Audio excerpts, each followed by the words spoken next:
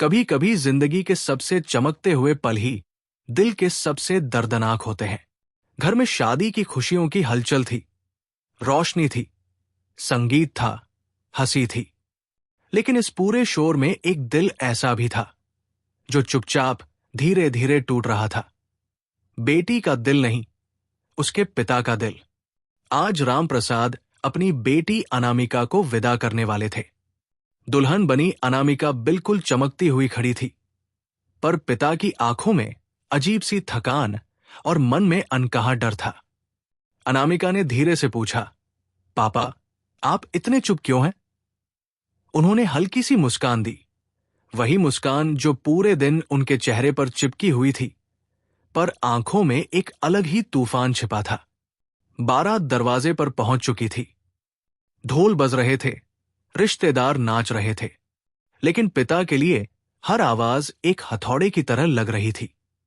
वो अपनी बेटी का हाथ पकड़कर उसे देख रहे थे, जैसे हर पल को आखिरी बार याद में बसाते जा रहे हों। जम का वो पल, स्कूल का पहला दिन, उसकी मासूम हंसी, उसकी जिद, उसकी जीतें, उसकी हार, सब कुछ उनकी आंखों के सामने घूम रहा था। अनामिका ने फिर पूछा, पापा, आप रो क्यों नहीं रहे?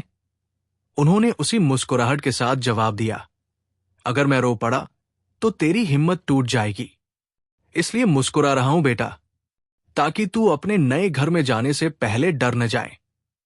जब विदाई शुरू हुई, घर का आंगन रोने की आवाजों से भर गया। मां रो रही थी, रिश्तेदार रो रहे थे, यहां तक कि अनामिका की सहेलियां भी फूट फूट कर रो रही थी। लेकिन पिता चुप थे। जब अनामिका उनके पैर छूने लगी, वे अचानक पीछे हट गए। अनामिका चौंकी, पापा, पैर क्यों नहीं छूने दे रहे?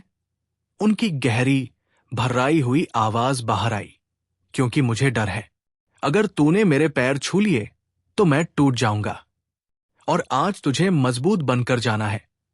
ये कहकर उन्होंने बेटी को कसकर गले लगाया। अनामिका टूट कर रोने लगी, लेकिन पिता फिर भी मुस्कुराते रहे। उस मुस्कान में इतना दर्द था कि कोई भी पढ़ सकता था। डोली में बैठते वक्त अनामिका बार बार पीछे मुड़कर अपने पिता को देख रही थी। हर बार वही मुस्कान, मानो वो कह रहे हो, मैं ठीक हूं। पर सच्चाई ये थी कि उनके पैर कांप रहे थे, नसें खिंच रही थी, दिल जोर जोर से धड़क रहा था।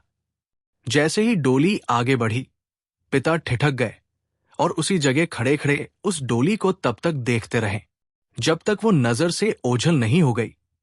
जैसे ही डोली मुड़ी और बेटी नजरों से गायब हुई, राम प्रसाद वही जमीन पर बैठ गए, चेहरे को दोनों हाथों से ढककर फूट फूट कर रोने लगे।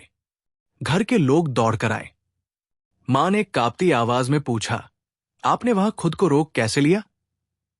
पिता की आवाज टूट रही थी, क्योंकि उसकी पूरी जिंदगी खुश रहे, इसके लिए आज मुझे अपनी मुस्कान का बलिदान देना पड़ा। अगर मैं उसके सामने टूट जाता तो उसकी विदाई डर बन जाती।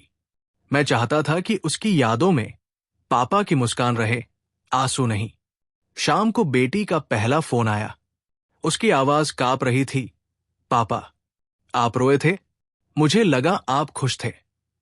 पिता ने आंसू पोंछे और हंसने की कोशिश की। अरे पागल, तेरी विदाई पर कोई रोता है क्या? मैं तो बस खुश था कि मेरी गुड़िया अब अपने नए जीवन में जा रही है।